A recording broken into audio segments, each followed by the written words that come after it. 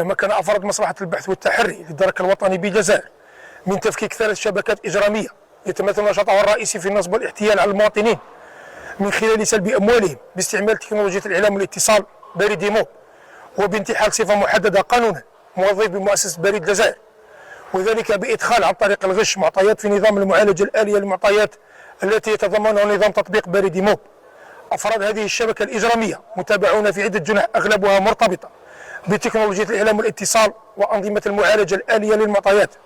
كما تم التوصل إلى الطريقة المنتهجة من طرف أفراد المجموعة الإجرامية في تحويل العملة الوطنية إلى عملات أجنبية دولار وأورو باستعمال منصات ومحافظ رقمية إلكترونية غير مرخصة.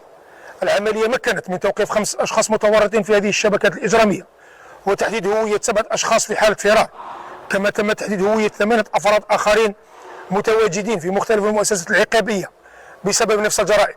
من خلال هذه العملية تم حجز أجهزة إعلام آلي وهواتف نقالة ذكية، بالإضافة إلى شرائح هاتفية وبطاقات بنكية أجنبية كانت تستعمل في هذه الجرائم. سيتم تقديم الأطراف أمام الجهات القضائية المختصة فور الانتهاء التحقيقات.